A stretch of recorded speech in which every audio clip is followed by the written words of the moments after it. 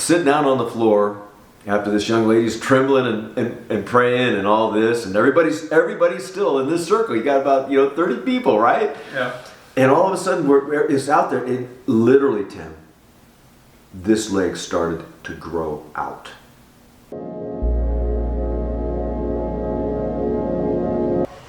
Yeah. How's it going? It's going awesome. I do. I'm going to share what happened on a rather spectacular occasion at the Healing Rooms. Unexpected, Yeah. but it was really amazing, and I think people need to hear this because it's not something that I'd ever experienced before. Yeah. I'd been to the Healing Rooms many times. Actually, we were in the ministry and been going there for years and had been through all the training. Yeah. And they would always invite us to come to the classes to be there to help support any questions people had, and then to do demonstrations. And we just felt honored to be a part of that. It was Sure. it was just, it was part of giving back. Yeah. And it was right at the end of this one class, and there was a lot of new people there. They wanted to do demonstrations, the last day. And they said, well, did anybody have any of this? And did anybody experience this? And nobody was really responding because everybody comes real self-conscious when it's like, oh, like me? Yeah. So Jan, she comes up and says, well, does anybody have, one leg shorter than another? Oh my God. And immediately, my loving wife, who's sitting right next to me, raises my arm, and I'm looking at my hand, and I'm going, okay, that. And Jan goes, oh, Kevin, well, come on, let's pray for your leg. And I'm like, oh my gosh, because nobody wants to be. And it literally was a circle, and you're right in the middle of the circle. Must have been maybe 30 people. Oh my God. Yeah. Very self-conscious, like, oh gosh, what's going to happen? Like, what if nothing happens? And so my mind's doing this. And lo and behold, I'm out there, and they started praying. But right in the middle of this young gal, let's say young, she's maybe like your age, Yeah. and she's like crying, getting just kind of anxious, and she goes, "Did you say his name is Kevin?" And my wife and everybody's like, well, yeah, this is Kevin. And she goes, I have been having God speak to me in dreams for the last month about a Kevin. And all of a sudden now everybody's like focused on her and me, like, what's going on? And I'm like, looking at my wife. Yeah. And so she starts explaining, and you could tell she's really emotive, And she goes, no, the Lord was telling me, and he was telling me about his son, and talking about his dog, and something about a dog and son, and everybody's like, and everybody who's in the Healing Rooms knows about my son and the issues, and just this really heavy thing that I live with and pray about always, and they've all been a part of praying for my son. And my other son had the dog, and he had been living with me, but when I left to come down here after Rachel and I got married, he couldn't take the dog with him because he wouldn't allow pets. So I brought the dog. So now Rachel and I have a dog, and he's 14 years old, and he's kind of an old man like I am a little bit, But it's this new dynamic in the house down here with this old dog who just follows me around. But the only time he comes to life is when people knock on the door. It's like, ruh, ruh, ruh, ruh, and he goes nuts. He sounds like he's 10 times bigger than he is. So it's like, yep, we got the son, we got the dog, and everybody's so. And they said, you know what, you need to come over here. She's talking to the young lady. Yeah. You need to come over here and lay hands on Kevin and pray. So she comes over, and she puts her hand on me, and she's like trembling. She's trembling and crying and shaking and praying really eloquently. I mean, praying. And everybody's praying, and they want me to stand up, so I stand up, and they're just doing that. And all of a sudden, after like about 2 or 3 minutes, I just felt this kind of like weird, I felt like a release of something, but I couldn't, say what it was. And everybody goes, well, quick, let's look at your legs again, because when they first looked at it, it's more than evident. I mean, it is more than evident, Tim. I mean, literally, I had one one leg that was 3/4 to an inch shorter than the other Wow. one. When you sit down on the floor and you put your Yeah. legs out, and long story short, I'd had a hip operation 3 or 4 years earlier, Okay. and it settled and seated, and I had gone, actually I was starting to get pain in the other hip. And I had gone to my son-in-law, who was a doctor of physical therapy, like, man, I got this horrible pain in this hip, and what's going on? And he's working all these different ways to relieve the pain. Yeah. And so one day he sees me standing there, and this leg kind of standing out a little further. He goes, Kevin, I think you have one leg longer than the other one. And I'm going, what? So we measured, and sure enough. Yeah. So for 3 years, all my shoes have this lift in it, so that I could Level out. so I could level out and not have pain in this hip. So I mean, I was just used to walking around with a lift in one shoe, Yeah. right? So sitting down on the floor after this young lady's trembling and praying and all this, and everybody's still in this circle. You got about 30 people, right? Yeah. And all of a sudden, it's out there. It literally, Tim, this leg started to grow out right in front of my eyes. You're watching it go out. We're all watching it. Rachel's got it on tape. Rachel's got it on tape. And it was just like, whoa, whoa. And then like, dang, like, what's happening? So Yeah. now I kid you not. I still, to this day, I'll lay on the floor, put my feet out, and they're perfect. They're the same. Yeah. They're the same. That has never changed. That from that moment on, I tossed, I should say that moment on, I tossed one lift away, but I was a little bit like, I wanted to make sure it was real. Yeah. So I would, I'd be working out in the garage, like, I better make sure there's, I better make sure Yeah. Like, is this gonna stay? it's never changed. It's never Crazy. changed. Now, if you look, I'm going to tell you, if you look, you'll notice there's a difference in the height of the knees. Mm-hmm. Okay, but and this one's a little bit wider than this one. This is where it grew out. This leg stretched. It's stretched. You can see it's a little thinner. Yeah. But the knees are a little bit higher. This area, my leg stretched right there in plain sight. So before that, it was the same width as the other one. Yes. Yes. Wow. Yes, I'm telling you. It was literally a miracle. A miracle. It was a miracle. And Praise God. I just love to tell the story because pretty much at every healing rooms that Yeah. class afterwards, somebody would like, oh, well, Kevin had that happen at one Yeah, time yeah. because they saw it. Everybody witnessed it. It's very real. I mean, there's a lot of stuff people have going on internally. Yeah. And we talk about that a lot.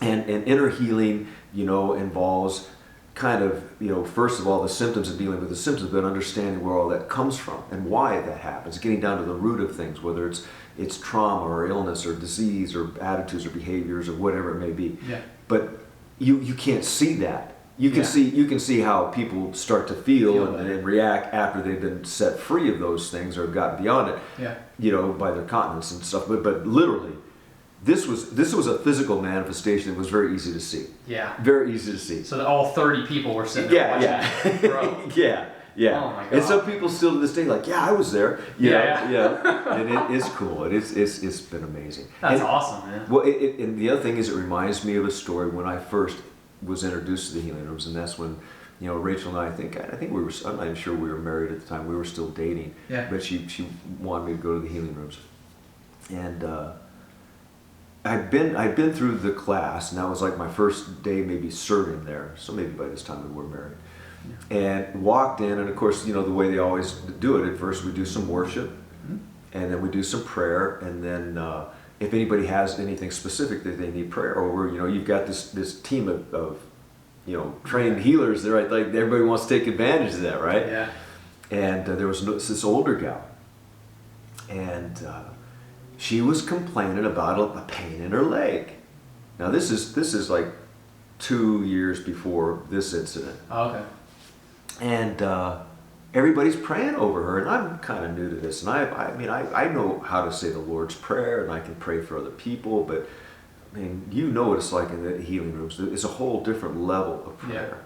It's intercessory prayer, on behalf, and it's specific and targeted, and it's just different. And I'm watching this because I'm unfamiliar with that. And I've been a Christian for a lot of years, but it was mostly in a different type of church that didn't walk or work in these Yeah. faith type based things. And I'm learning, and I'm trying to absorb this. So I'm watching while everybody's praying for it, and the Lord kind of spoke to me because I have experience with having one leg shorter than the other. I said, well, maybe you have one leg shorter than the other, right? You said it? I said it, Okay. and so Jan's like, oh, well, maybe you need to pray over her leg. Mm. And I'm like, I'm a newbie, right? I'm a newbie. Yeah. And I'm like, okay, yeah, I'll pray over her leg. Well, we'll get down and lift her leg. And I'm like, well, okay, that's awkward. Okay, I'm going to lift in this gal's leg. And Pardon me, I'm going to lift your leg. I'm going to lift your leg. So I'm praying for her. And all of a sudden, that's my phone. Oh. It's playing. It's still knock, knock, knock on heaven's door. But sometimes it's knock, knock, knock on Kevin's door. So I'm not sure which, but it'll stop. So I'm praying over her leg. And I just, this is the same thing that happened then, but it was more profound the other time. I was more cognizant of my unbelief. Mm. Because I had no basis of understanding or knowing. It was contradictory to what the world tells you and modern medicine tells you. I just didn't have a basis for that. And I didn't want to. I wanted to believe. And it was really, to me, it was out of desire to want to believe. Just like the Father said that time, help me with my unbelief. Yeah. Because he wanted his son to be healed. I mean, when you genuinely want someone to be healed, or you want to be healed and you believe. Yeah. Because it's your unbelief that a lot of times prevents it from happening, which is very common. Mm-hmm. A lot of people are embarrassed to say, "Oh yeah, I believe in this and that," because somebody will tell you, "Oh yeah, do you believe in the tooth fairy?" Look, there's a world of difference, and there's the lies and there's the truth, because God is real and He is alive. He is alive. Absolutely. So to me, I just I'll pray, and I did. And this old gal, she gets up and starts dancing. I mean, she's just going, hallelujah! I've been healed, hallelujah! I don't feel anything. Look! Oh my God. And that was me. I was going, oh my gosh. So that was my first experience, but I didn't see anything like manifest physically. Yeah. But I got one more time. So she was healed before you were healed. Oh yeah, this was before what happened to me happened. Okay, because I didn't have a personal experience, but I'm watching this, and she says she's healed. Now, I was like, well, okay. I mean, as long as you believe you're healed, right? Yeah. But I didn't really see anything. So a lot of times we think like, oh, well, you just want it so bad that you're just gonna, say that it is, and then because a lot of times is, you pray into things as if they, are, even though maybe they're not. Yeah. That's faith. Yep. And a lot of times, something happens as a result of that kind of faith. Yeah. So I'm struggling with what that means. And if you ever get a chance, read Smith Wigglesworth.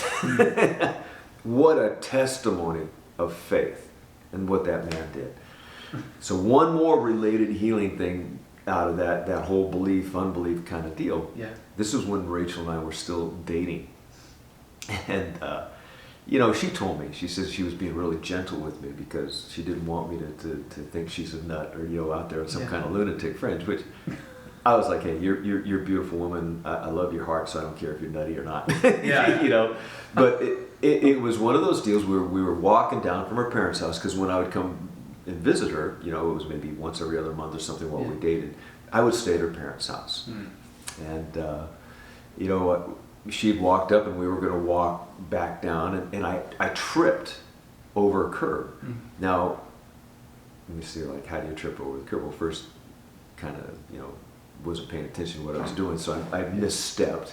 And you know how, like, when you misstep, you twist your ankle. Huh? So I twisted my ankle and went down on my ankle instead of flat on my foot, and that it landed on. It hurt like the dickens. I mean, it was painful. And so I'm limping the rest of the way, right? And, I was thinking like, oh my gosh, what's going to happen next? So what we did, we came and got two of her girls, and we were going to go to Old Town and have coffee. Yeah. And here I am, I'm limping. I'm limping and just feeling miserable, and like, I come down here to see see Rachel and Yeah. date. Now I have to go to coffee with her daughters, and that's the first time I met them. Oh my gosh. You You're know, in pain. I'm in pain, and it's really, really kind of awkward, but long story short, there's more to the story, but it is really cool too. She wants to pray over my ankle. And I'm like, what? And now at this point, I've never been to the healing rooms. Yeah. So I'm like, you want to pray over my ankle? Okay. Like, you know, okay. Go ahead. Yeah. So she takes off my shoes. I mean, I've got this gorgeous woman that I'm dating taking off my shoes now and literally praying over my ankle. And in front of, you know, her daughters or something. And I'm like, Yeah. feeling sort of self-conscious, a bit embarrassed, but whatever. Yeah. But I tell you what, Tim, it was just like beautiful to the heart because it was sincere. It was so genuine, and I knew she believed. Yeah. I knew she believed. And it was like, okay. Why can't you believe, Ken? No, I want to believe. I want to believe too. And I got up and walked, and it was gone. The pain was gone. Boom, just Yeah. like that. And that was like that first like, whoa, what? You're like, this is real. What just happened there? And I was struggling with believing that. Like, well, maybe I really didn't hurt it that bad. No, I hurt it bad because right before that, I was Yeah. limping. And now you're putting full weight on? Yeah, I'm walking normally. I'm walking Oh my normally. gosh. So real quick before we end this, I'm gonna add a little bit to the story because Okay. this is phenomenal as well. So we're sitting in this coffee shop in Old Town Temecula, Yeah. and Rachel and I are here, and we order some weird fancy drink, and they're getting some pastries or something, you know, and I'm gonna be magnanimous and like, oh, I'll treat, you know, this kind of thing. Yeah. And we all sit down, we're getting ready, and we had to wait for an order, but in the meantime, Rachel comes back from having ordered, and she looks at me and says, do you see that kid over there? I think I need to pray for him.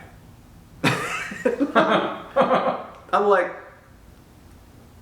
okay. I mean, what do you say? Like, Yeah. no, don't go pray for somebody. No, like, Yeah, oh, you just healed me. So. yeah, you You're know, like, okay. whatever. Okay, you got to pray for him. She says, no, I really do think he needs prayer. I'm Yeah. okay. So she just goes, follows the kid outside, and starts praying for him outside of this coffee shop. Now here I am. I'm like sitting there with her two daughters who don't Yeah. know me and I don't know them, and we're like having this awkward moment, like, oh, what do we talk about? Yeah. Well, let's talk about your mom. She just went out there to go pray for this guy. and then as I'm doing that, I'm like, maybe I should go help her. Yeah, yeah. So I get up, and I go out there, and she is just praying over this kid, and it's just like, wow. And to find out, this kid, he's maybe in his early 20s, Hmm? had a stroke. He had a stroke, and he had been like this prodigy, child prodigy musician who had composed and written songs for like name artists. Yeah. And he was trying to make his own career, and now he was struggling because he'd had this stroke. And he's been under medical care, and he'd just been released, and you know, he's trying to, you know, he hadn't hooked up with his family in ages, but he needed to be someplace so he could heal, and he was trying to reconnect with his mom, and on. He's telling us this story, but it was coming out kind of, you know, broken because you could tell that something had happened to him. Yeah. And we're listening to him, you know, and he says, I need to get my mom. I need to get my mom. So Rachel gets on her phone and calls the mom that, you know, gives him the number so that she Yeah. can come down and get him. And in the meantime, he's telling us about the music. And at first I thought maybe it was, you know, delusional or something, like, you know, is Yeah. this real? And he says, oh, you know, I just wrote this one song. And, oh, where's my guitar? I'll play it. And I'm looking around, and sure enough, he had this guitar that he had with him. And I said, we'd love to hear that. Tim, it was beautiful. It was beautiful.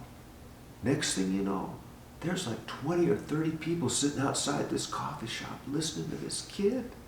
Listen to this kid Yeah. that Rachel went out to pray for.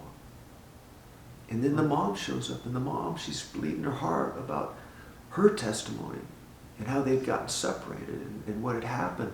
And now we're praying over the mom. Oh my God. And this is happening right outside of the coffee shop, like our first Wow. real like date. Yeah. And God's just moving like you've never seen before. Because that's the thing. When you believe, when you have faith, and when you trust, it changes the atmosphere. Mm-hmm. Changes the Yeah. atmosphere. That's why we do what we do. You know, it's not us, it's Him. He's the healer. He's the deliverer. He saves. He heals. He delivers. He sanctifies. He transforms us. But it only happens when we partner with Him. Exactly. You know, it's available. It's available, Yep. right?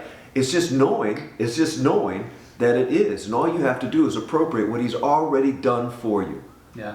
You know, and when we come together in unity and harmony, that's that bigger sense of presence, that more of that stuff is capable and able to happen. That's why we do what we do.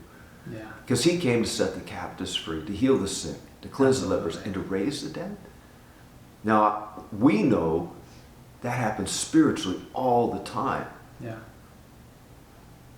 And you know what? When we truly believe and come together, it's going to happen in the natural reality as well. And I've seen people and heard people talk about it, you know, but that's God's will, that's God's heart.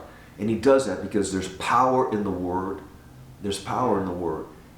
You know, and when that power makes itself evident and people have that experience, nobody can take that away from you. I don't care, Yeah. any atheist or agnostic or anybody who wants to believe whatever they want to believe, that's fine.